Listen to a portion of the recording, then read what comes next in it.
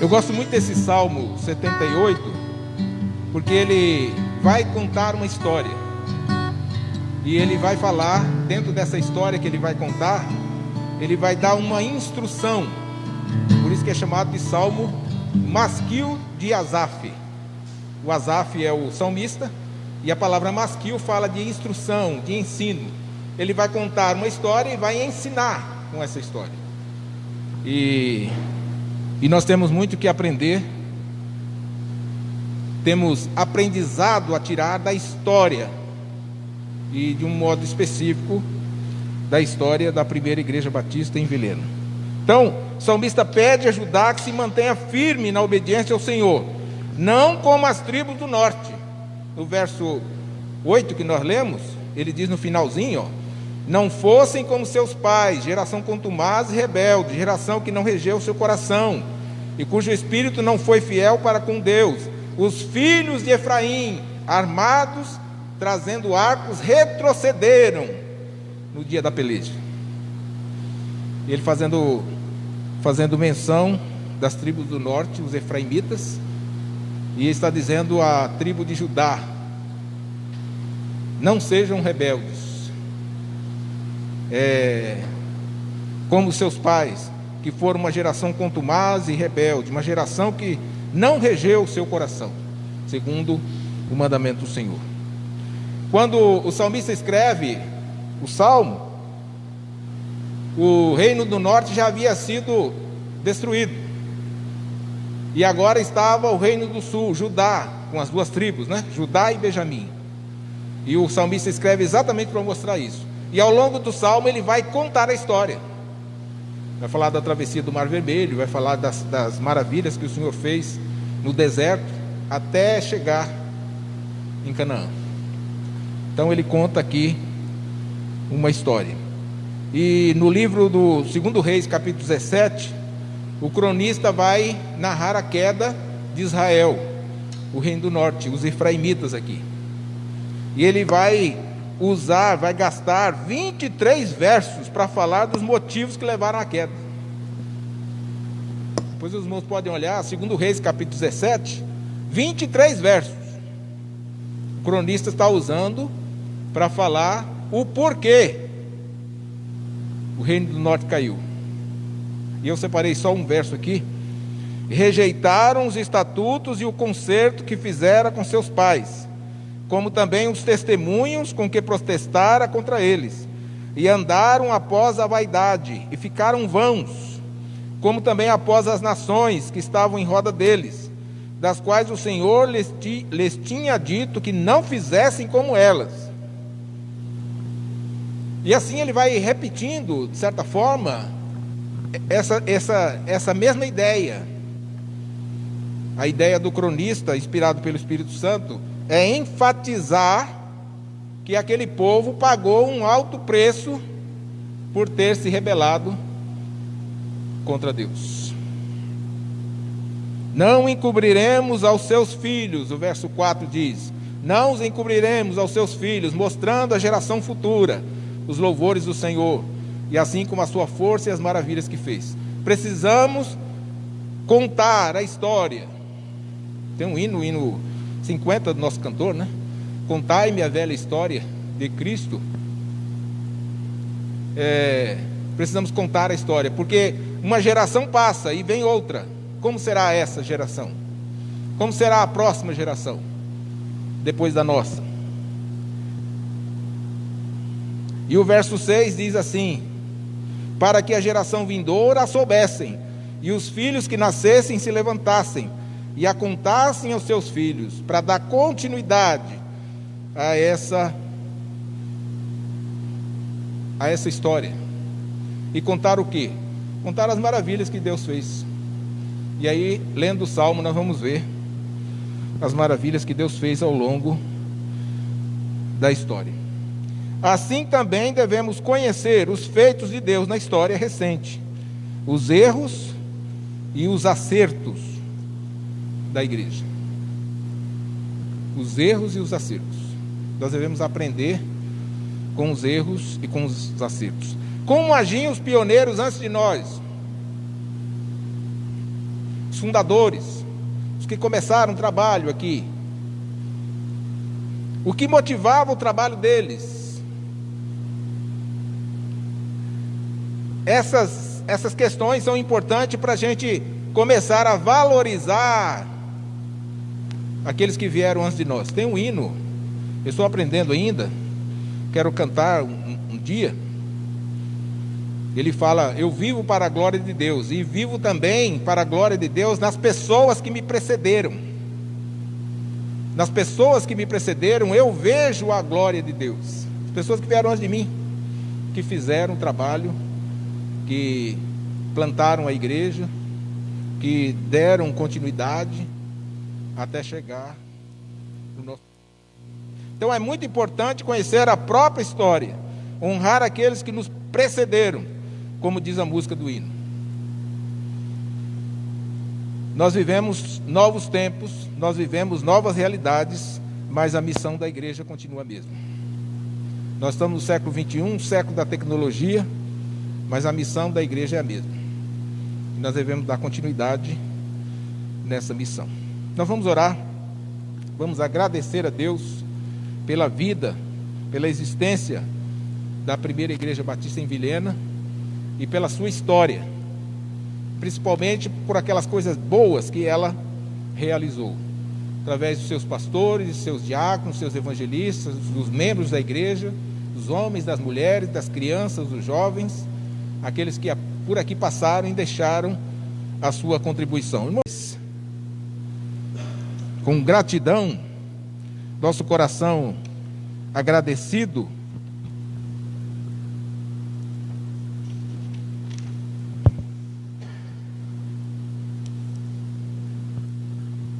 com gratidão e com fervor, cantemos já ao bom Senhor.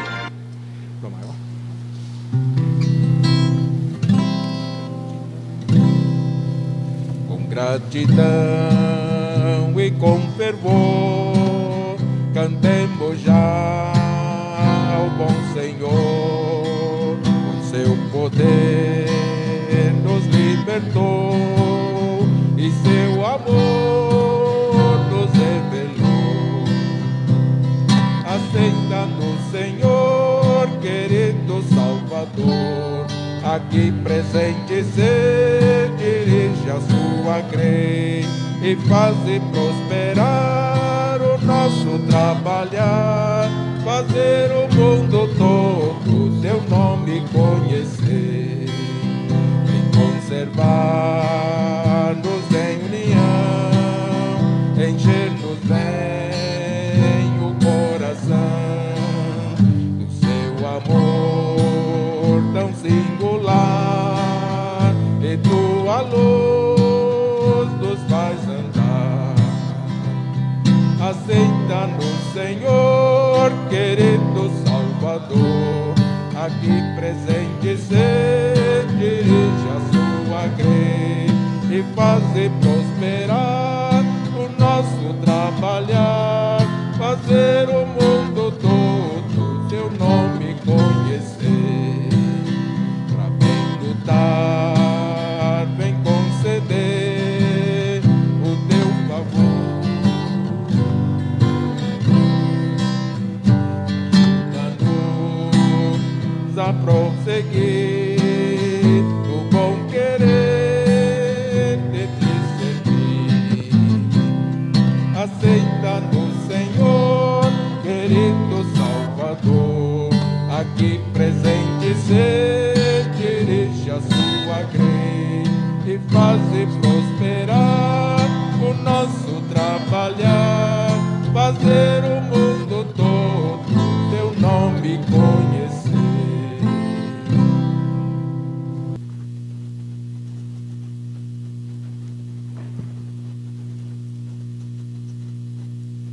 Abra sua Bíblia, irmãos. Romanos capítulo 14.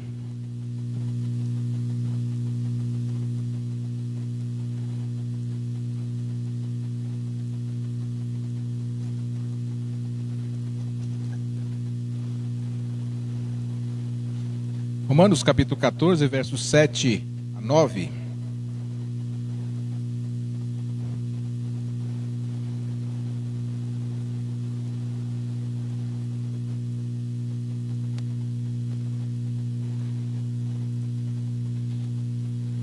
Você que está em casa também pode acompanhar, quiser acompanhar na sua Bíblia, Romanos 14, versos 7, 8 e 9.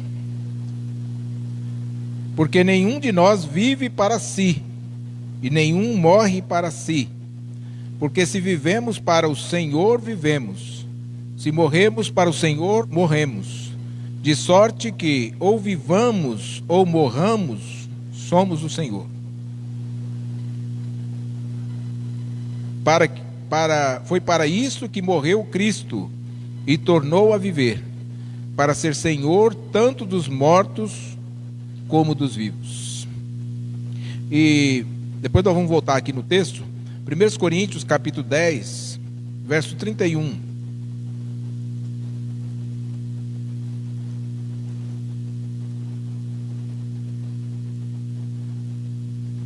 Primeiros Coríntios capítulo 10, verso 31. Portanto, quer comais, quer bebais, ou façais outra qualquer coisa, fazei isso para a glória de Deus. Vamos ler de novo esse verso, para ficar um pouco mais na nossa mente, todos nós juntos, 1, 2, 3. Portanto,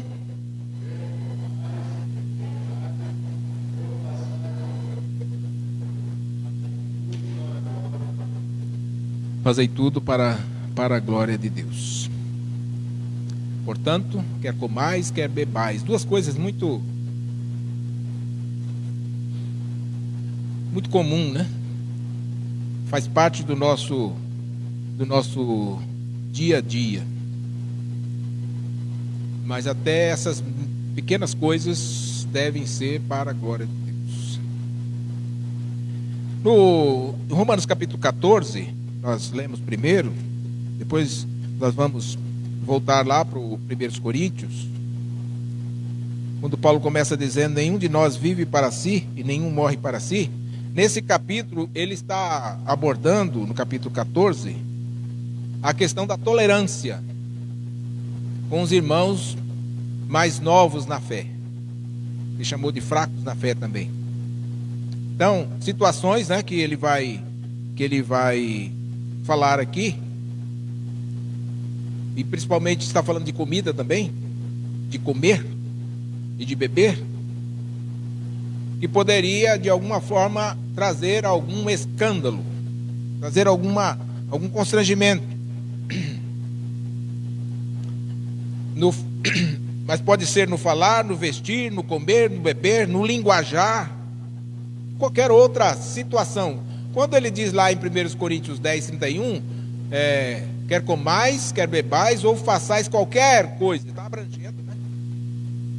Para não ter que escrever todas as coisas, poderia até faltar algumas. Então ele diz quaisquer coisas. Então, nós devemos ser vigilantes quanto ao nosso modo de viver? É a pergunta que eu já lanço para nós. Nós temos que ser vigilantes quanto ao nosso modo de viver? Eu tenho que ficar atento a tudo que eu estou fazendo, que eu estou dizendo, do meu comportamento, do meu pensamento, das minhas ideias, do que eu acho. Eu posso expressar tudo que vem à minha mente? Será que alguém vai estranhar alguma coisa? Isso parece um controle muito grande, né? É como se a gente estivesse sendo controlado. Cuidado, não faz isso. O apóstolo Paulo vai responder nesse verso 7 aqui, que ele diz: porque nenhum de nós vive para si e nenhum morre para si.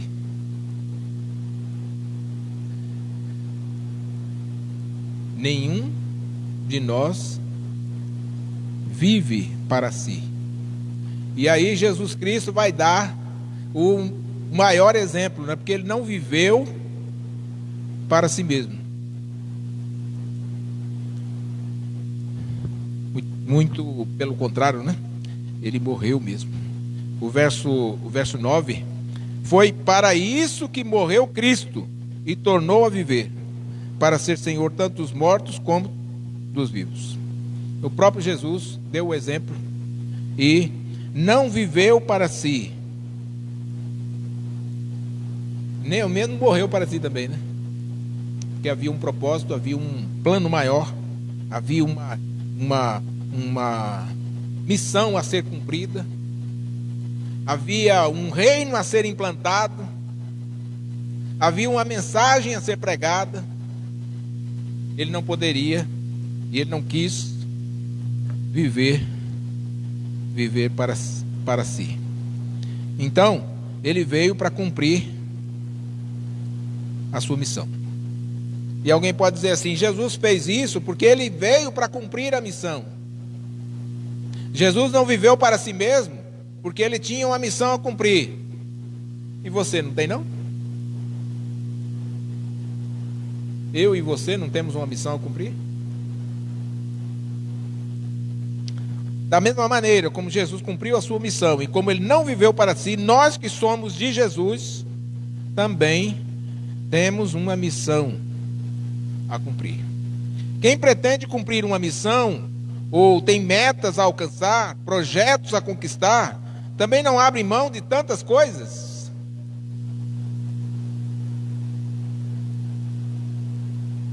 Paulo disse para o atleta, né, falando do atleta, disse que o atleta se abstém para alcançar o prêmio. O atleta, tudo se abstém para alcançar o prêmio. Ele regula a alimentação, ele dorme mais cedo, ele acorda para fazer exercícios, ele se abstém, ele mortifica o seu corpo, né? Coisas que ele gostaria de fazer, não faz. Não vou fazer porque eu tenho um objetivo, eu quero ganhar uma medalha, de preferência de ouro. Está aí as Olimpíadas, né? Que às 20 dias a gente começa as Olimpíadas. Os atletas já devem estar lá em Tóquio, já nesses preparativos finais para as Olimpíadas. Então ele se abstém de tudo. O Paulo dizendo a Timóteo no capítulo, na segunda carta a Timóteo, capítulo 2, verso 5, aquele que milita não é coroado se não militar legitimamente. Quem assume uma posição em uma batalha só vai ser coroado se batalhar, se militar. Militar no sentido da milita, né? Da milícia, da luta. Se ele não militar legitimamente. Então ele também precisa, ele não pode viver para si mesmo. Ele precisa viver por aquele alvo que ele colocou, que ele pôs no seu coração. Então vale a pena abrir mão de muita coisa para ver o reino de Deus expandindo aqui na terra. Muita coisa. Não só as mais comezinhas, mas qualquer coisa. Das minhas vontades, dos meus conceitos, meus desejos, minhas aspirações, dos meus projetos, meu modo de ver o mundo, né? Chamado de cosmovisão. Cosmovisão é o modo de ver o mundo. Como você vê o mundo? Aí você analisa a história, analisa as circunstâncias, analisa o contexto, e aí você diz: eu vejo o mundo dessa maneira. Então essa cosmovisão, ela também precisa ser colocada a serviço. Porque quando cumprimos a nossa missão, nós glorificamos a Deus. Façais tudo para a glória de Deus. Quer comais, quer bebais, ou façais qualquer outra coisa, faça isso para a glória de Deus. Quando você põe essa meta, quando você põe esse alvo, a glória de Deus, então você vai entender a necessidade. Nós aqui e você que está ouvindo, a mensagem, vai entender a questão do viver, de não viver para si mesmo. Ninguém vive para si mesmo. Ninguém morre para si mesmo. Então, para cumprir a nossa missão, nós precisamos abrir mão, e abrir mão de tudo. Talvez até daquelas coisas que nós achávamos que não precisava abrir mão, né? Eu cito algumas aqui, mas isso aqui não quero que você se prenda nesses exemplos que eu estou citando. É apenas para uma questão didática. Abrir mão do conforto da nossa casa, do uso do nosso tempo, na disciplina do nosso corpo, na renúncia da nossa própria vontade, em benefício do reino de Deus. Porque ninguém vive, porque nenhum de nós vive para si, e nenhum de nós morre para si. Porque se vivemos, para o Senhor vivemos. Se morremos, também para o Senhor morremos. Para cumprir a nossa missão, por outro lado, precisamos fazer o uso dos nossos dons e habilidades. Então tem as renúncias, né? Que eu tenho que abrir mão, e tem aquilo que eu tenho que lançar mão.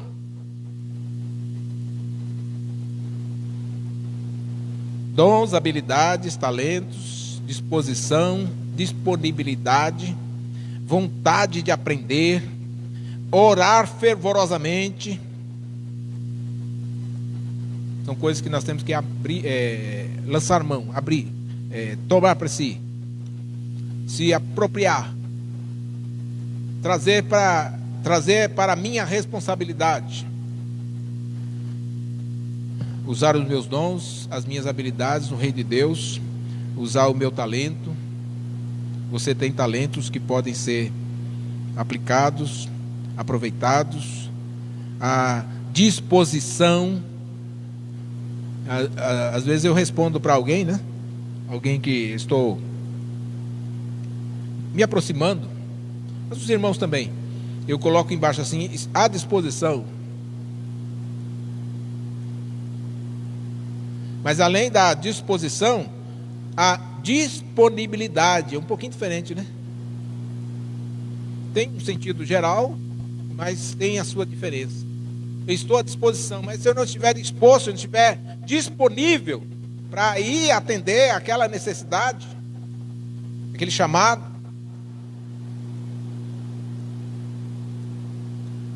estou à disposição, mas alguém precisou de mim, eu estou ocupado, então não há disponibilidade. Eu preciso estar disposto e também disponível. Eu preciso da vontade de aprender. Alguém diz assim, eu não sei fazer, mas também não quer aprender. Eu não sei fazer, mas também não quero aprender.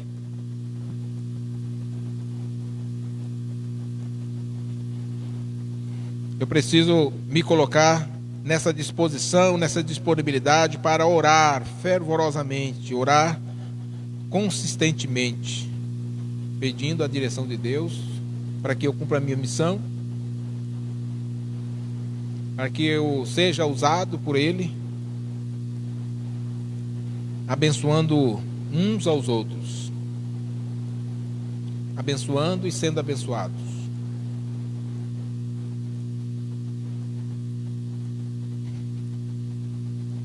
Porque nós somos do Senhor. O texto diz aqui, né? De sorte que ou vivamos ou morramos, somos do Senhor. O crente, irmãos, se está vivo é do Senhor. Se ele está morto, é do Senhor também. Morto fisicamente, né? Morreu, né? Hoje de manhã nós citamos Apocalipse 14, né? Bem-aventurados aqueles que dormem no Senhor. É do Senhor Ele. Então, se você está vivo, você é do Senhor. Você é propriedade dele. Se você já morreu, você também é do Senhor. se você morreu no Senhor. Então, por causa disso, nós podemos abrir mão de muita coisa, e nós podemos também tomar para nós a responsabilidade de muita coisa, para aplicar no reino de Deus. Nós fomos comprados e resgatados. A nossa redenção já está feita. Nós não trabalhamos no reino de Deus para alcançar a redenção, para completar a redenção. Ela já está feita. Não se preocupe com isso. Mas nós atuamos no reino de Deus exatamente por causa disso, porque a nossa redenção já está feita. Nós já fomos comprados, resgatados. O apóstolo Pedro, na sua carta, primeira carta, no capítulo 1, verso 18, ele diz: fomos resgatados da nossa vã maneira de viver. Antes da redenção, né? Antes da operação da salvação de Deus em nós, nós fomos resgatados dessa vã maneira, do modo vão, vaidoso. Acho que lá no Salmo aparece essa palavra, vaidade, vão, pueril, passageiro, oco. Nós fomos resgatados dessa vã maneira de viver, e agora nós estamos aguardando, né? O apóstolo Paulo escreve a Tito: aguardando a bem-aventurada esperança e o aparecimento da glória do nosso grande Deus. Enquanto aguardamos, nós vamos servindo ao nosso Deus com a nossa vida. E lá no 1 Coríntios é a mesma ideia. A ideia de servir o reino, de glorificar a Deus. O verso 31 do capítulo 10, e ele vai falar também no capítulo 10 dessas questões de participar de certas comidas lá no templo, né? Para os irmãos que Paulo escreveu a carta, se era oferecida em sacrifícios aos deuses, como deve ser o meu comportamento nessas festas, nessas reuniões que eram feitas lá. E ele vai então concluir com o verso 31, dizendo: portanto. Quando ele diz portanto, ele está concluindo o que foi dito anteriormente. No verso 23 do capítulo 10, agora já estou em 1 Coríntios: todas as coisas me são lícitas, mas nem todas as coisas convêm. Todas as coisas me são lícitas, mas nem todas as coisas edificam. E aí, por isso, ninguém, os filhos de Deus, né, não vive para si. Daí a separação de uma coisa e de outra. Muito embora todas sejam lícitas, mas nem todas eu devo fazer, porque eu estou pensando no reino de Deus. Eu estou pensando no reino de Deus e no preço que eu pago. Parece estranho falar em preço agora, né? Mas os salvos em Cristo pagam um preço porque já estão salvos. E nessa luta, nessa vida, nessa lide, ele renuncia a muita coisa, é o preço que ele paga.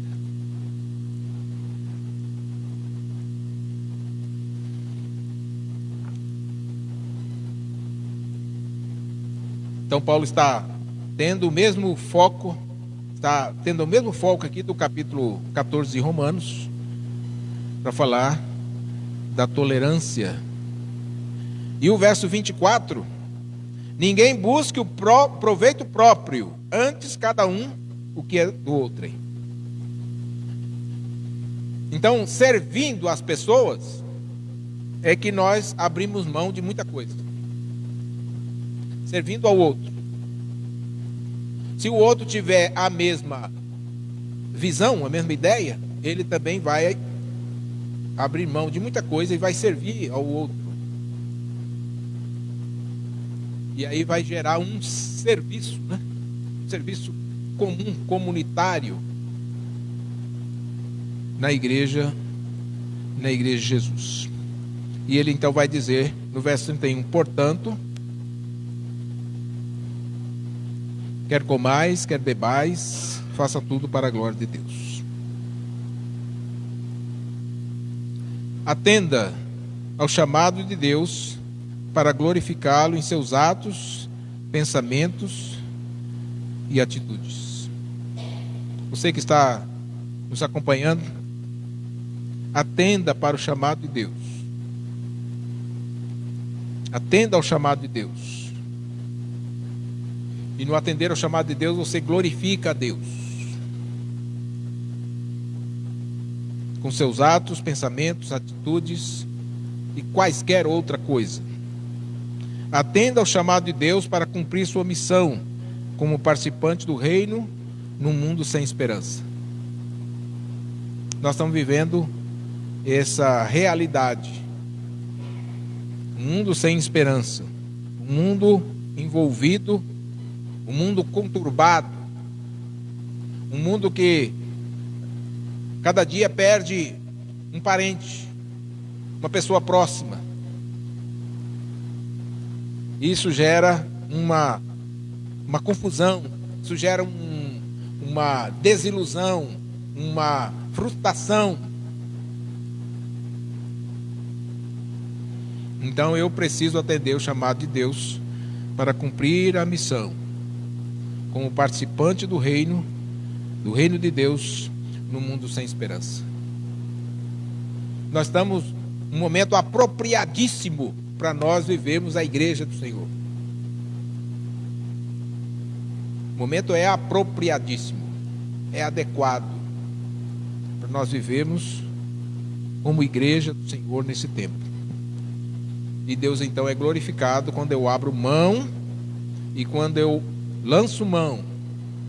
Abro mão porque eu morro para mim mesmo. E eu lanço mão porque eu vou usar as ferramentas, vou usar os recursos que o Senhor tem posto já à nossa disposição para cumprir a missão. Deus nos abençoe grandemente. E que você entenda a mensagem. E você também que precisa do perdão de Deus para a sua salvação. Também é um tempo adequado, apropriado para você fazer isso. Senhor nosso Deus, nosso Pai, louvado e exaltado seja o Senhor.